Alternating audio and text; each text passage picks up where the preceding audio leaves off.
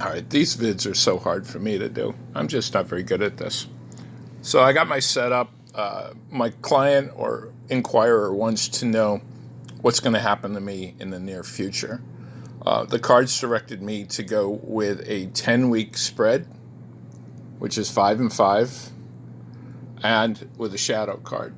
The shadow card is the card on the other side of the deck, and it's almost always what the client is really asking. This client is asking about penises. You can see it. That's a penis. That's what that means in tarot. An ace means beginning. So she wants to know, is there a beginning of a sexual relationship? The first week is a reverse card. I don't tend to go with reverse cards, but this one's important. When it's right side up, it means to move, to physically move where you live. In this case, it's telling you don't. Don't. Week 2, we got the 8, which is a good stable card, but not one of growth, of working. It says hunker down and get to work, and you'll do really well because an 8's a pretty high number. The third card is, third week, is the Knight of Swords. Swords is intellectual or even dry topics. So, knights fight. So there's going to be some sort of battle that starts within either her brain or legality-wise. But that, not to worry. On the fourth week, the King of Swords, who's an older man, probably fairer skinned, is going to help her with this. He may even be naturally oriented since he's got, tree branches all around him. And he's going to help her with these issues that she's been fighting through. Then the juicy part is in week 5.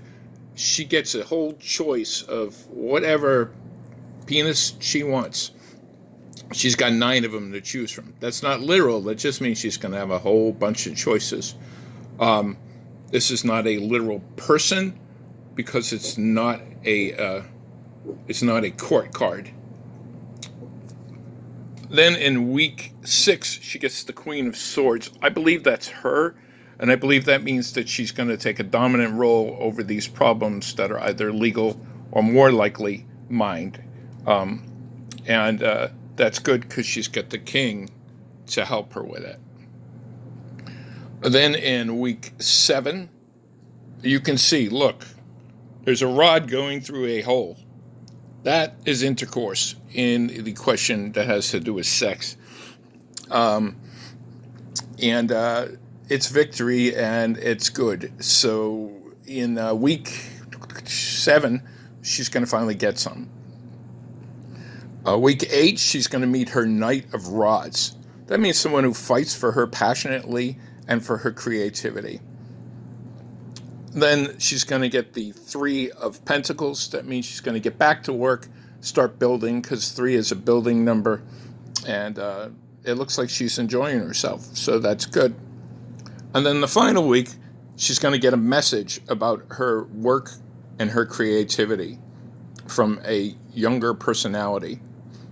And when I spoke to her about all this fun stuff, please don't move, work hard, realize that these issues see each other and that you're going to be able to take care of them. You will have many choices, which later on in week 7 you'll be able to consummate your sexual needs. You will dominate your own thoughts and meet a knight for your creativity, and then work hard at home life and get a message about work. And she said, yeah, but Dale, I'm moving. And I'm like, well, I told you not to move. She's like, I'm already moving. There's nothing I can do. I'm moving in a couple of days. So I had to pull another card because I was perplexed. And the card I got was the 9 of Cups. That's a happy, jolly fellow. And this is almost always a great card because it means fun. And it means a lot of fun. But since it's right on top of a reverse card, I don't see it that way. I see it getting in the way. She's got to move. So it's going to get on top of it. I want her to promise me that she's not going to go out and go crazy partying. She needs to work hard, and then all this will transpire. And if you look at it, it's all a really great story. But the first card, and she's already doing the first card. So, ultimately, are we screwed? We're only screwed if she parties like it's 1999.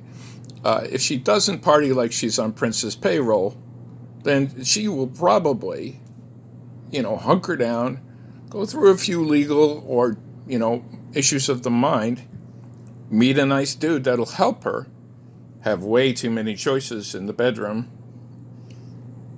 dominate her own thoughts, consummate her sexuality, and then meet a creative fighter who creates a new home life or a building home life and brings her a message of passion and creativity. So that's a pretty great story.